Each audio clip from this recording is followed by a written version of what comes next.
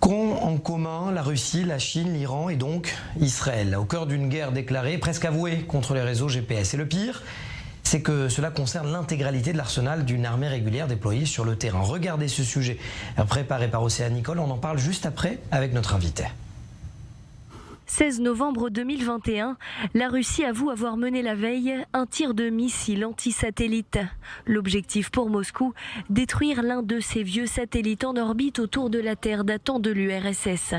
Mission réussie pour le Kremlin, mais ce tir est vivement critiqué, jugé dangereux et irresponsable pour les États-Unis. Mais bien plus qu'un test de tir, la volonté de la Russie est bien réelle. Développer des armes pour détruire des satellites, notamment des satellites américains. Et pour ce faire, Moscou peut compter sur son principal allié, Pékin. Selon la Defense Intelligence Agency, l'agence américaine spécialisée pour le renseignement militaire à l'étranger, la Chine et la Russie tenteraient en effet de fabriquer des armes capables de détruire ou brouiller des satellites. Les deux pays posséderaient même déjà des lasers capables d'aveugler des satellites situés en orbite basse autour de la Terre. Parmi les armes russes, le Krasukha 4, un système mobile qui permet notamment de brouiller les signaux des satellites évoluant en orbite basse, mais aussi les autres systèmes radars embarqués ou aéroportés. La Russie chercherait même à concevoir des lasers plus puissants pour endommager des appareils plus robustes ou positionnés à une orbite plus éloignée de la surface terrestre. À cela s'ajoute la conception de nouveaux appareils capables d'aller dans l'espace afin d'y mener des missions de surveillance et d'espionnage. Selon la Defense Intelligence Agency, en janvier 2022, Pékin possédait déjà 250 satellites de renseignement. À plusieurs reprises déjà, ces nouvelles armes russes et chinoises ont été utilisées pour brouiller des signaux GPS. Résultat, des avions américains déviant de leur trajectoire, entrant accidentellement dans l'espace aérien militaire et incapables de manœuvrer. Selon la FAA, l'agence gouvernementale chargée des réglementations et des contrôles concernant l'aviation civile aux États-Unis, ces 8 dernières années, pas moins de 90 rapports de cas de brouillage du GPS ont été déposés auprès du système d'aviation de la NASA. Et c'est un plaisir, un honneur presque, parce que cela fait un an, plus d'un an, Alex Rehaï, qu'on essaye de vous inviter sur ce plateau. Et il faut dire, vous êtes directeur marketing et business development, management de IAI, les industries aéronautiques israéliennes. C'est l'une des plus grosses sociétés d'industrie sécuritaire et militaire en Israël. Alex, pourquoi je vous ai demandé de venir? Parce que, effectivement, là, on a l'impression quand même que alors, on est dans la politique de la guerre des étoiles voulue par George Bush, mise en lumière par George Lucas. On est dans la cinématographie ou on est dans le réel, dans cette guerre de GPS? On est dans le réel, mais de façon un peu différente de ce que la majorité des gens pensent. On ne pense pas qu'aujourd'hui, qu'on va arriver à une vraie guerre des étoiles avec un missile qui va exploser un satellite. Ça paraît vraiment la science-fiction. Mais le GPS aujourd'hui est un système qu'on ne peut pas vraiment compter dessus dans une vraie guerre ou dans un vrai théâtre d'opération. Et pourquoi? Parce qu'on peut acheter en fait n'importe quel système de brouillage de GPS sur AliExpress, pas très compliqué, chercher sur Google. Ça peut coûter quelques centaines de dollars. Il y a des systèmes plus avancés qui coûtent un peu plus cher. Donc en fait, n'importe qui peut utiliser ce système-là et vous ne savez pas où vous êtes. Alors on va en parler. C'est quoi justement d'abord, c'est quoi le GPS pour l'armée? Est-ce que c'est exactement le même système pour l'armée que pour le civil? En gros, oui. Le GPS, c'est un système américain. On appelle ça chez nous GNSS. En fait, c'est système général global de satellites. Il y a l'américain qu'on connaît, il y a aussi Leonardo l'européen, il y a aussi en Chine, il y a aussi en Inde. C'est des systèmes en fait qui sont basés sur des satellites qui tournent autour de la Terre, qui vous envoient chacun à la distance à laquelle vous êtes. Votre récepteur et GPS reçoit à distance. 3, 4, il fait une triangulation et vous dit là où vous êtes. Dans le passé, les Américains avaient un code plus avancé. Aujourd'hui, c'est un peu moins clair, mais les Américains ont un avantage sur ça. Mais c'est très facile aujourd'hui de prendre ce code que vous recevez en fait du satellite et transformer ça en n'importe quoi. Alors, ce qui m'intéressait moi, pourquoi je vous ai demandé de venir, parce que en préparant cette émission, c'est pour ça que ça fait un an à peu près qu'on la prépare, c'est que vous me disiez, et ça semble assez fou, c'est que Israël a développé un système homemade, alors que les autres l'achètent, qui est capable de fonctionner même s'il n'y a plus de GPS. On est d'accord, c'est pas Madame Irma, c'est-à-dire qu'on n'est pas en train de regarder la boule. En fait, le problème de navigation existe bien avant le GPS. Le GPS a commencé dans les années 80 plus ou moins, 1980.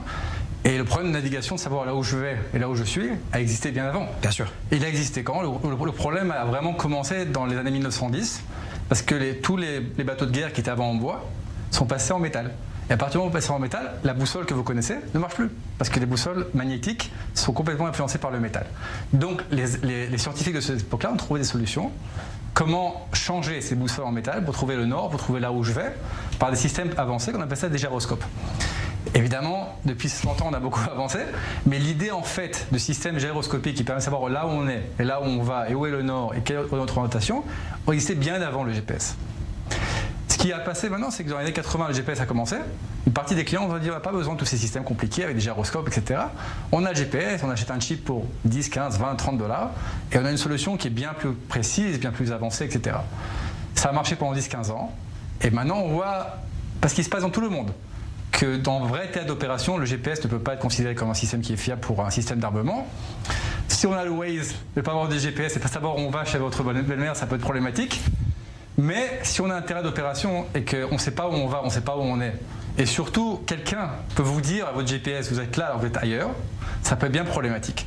Donc l'avantage des systèmes de navigation d'avant le GPS, qui sont toujours avancés, c'est de savoir là où on est, là où on va, sans aucune dépendance extérieure. Donc c'est le génie israélien, vous vous êtes servi du passé pour vous projeter dans le futur.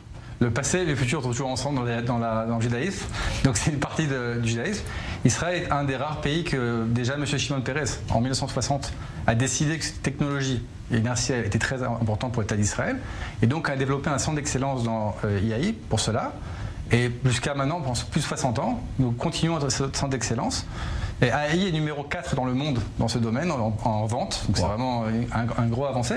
Il y a très peu de pays au monde qui ont la capacité intérieure de faire ce genre de système de façon indépendante et de ne pas acheter d'autres pays. Parce que là, je vois effectivement des images qui sont diffusées derrière vous.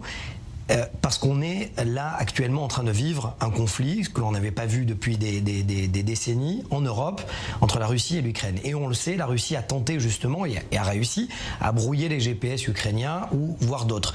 Ce qui est assez intéressant là, c'est que vous me dites que éventuellement on revient maintenant au Proche-Orient concernant Israël.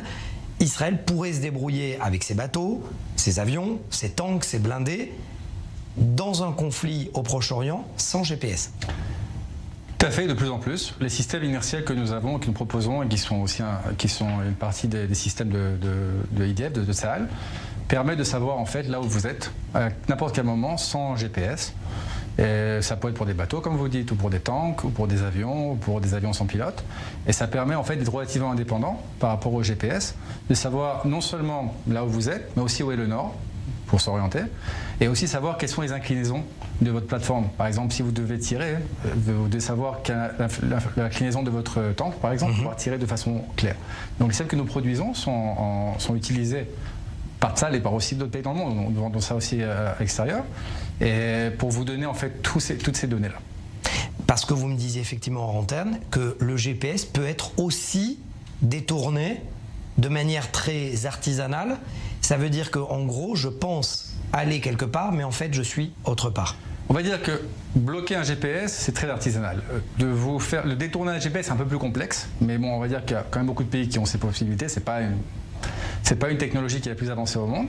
Mais oui, on peut maintenant savoir dans une situation où vous croyez que votre tank, votre avion, c'est bien pire, est à un certain endroit, et en fait il est ailleurs, et vous croyez que tout va bien, et vous vous faites attraper de façon très facile.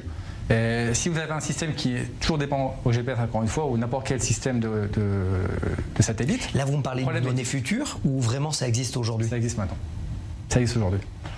C'est fou. Donc les systèmes qu'on a, ils permettent aujourd'hui, ils existent déjà aujourd'hui aussi, de pouvoir mettre ça de côté et pouvoir trouver une solution qui n'est pas 100%, parce que c'est pas évidemment 2 mètres de précision, mais quand même ça permet de donner une solution et de savoir là où vous êtes plus ou moins et voir que le GPS par exemple est complètement à l'envers.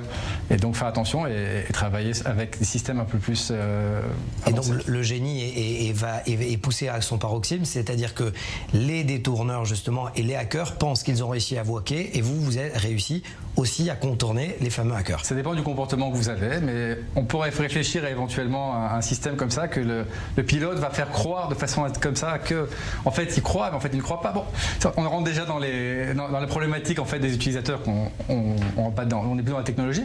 Vous avez un système justement à côté de vous. Si vous Alors, pouvez vous montrer, c'est un gyro un gyroscope de la dernière génération. En fait, c'est très complexe. C'est plus de 100 parties. L'idée, en fait, s'appelle effet Sagnac. C'est un Français de 1920 qui a trouvé cet effet que si en fait on a 2 lasers très rapides, un de chaque côté, et selon en fait le mouvement de votre plateforme, les 2 lasers vont pas arriver en même temps à cause d'une interférence. Et avec le 0,0001 seconde d'écart, on va pouvoir savoir dans quelle direction vous avancez. Vous en mettez plusieurs comme ça dans une boîte inertielle avec plein d'électronique, c'est très avancé, beaucoup d'informatique. Et cette boîte vous permettrait de savoir exactement là où vous êtes à n'importe quel moment. Encore une fois, pour n'importe quelle plateforme. Alex Riahi, alias George Orwell 1984 en 2022. Merci beaucoup, directeur commercial et business development, marketing et business development sur IAI, chez IAI. Merci à vous d'avoir été avec nous. Et c'est un plaisir. Vous revenez quand vous voulez. Peut-être pas dans un an, bientôt, j'espère en tout cas. Merci d'avoir été avec nous. Voilà.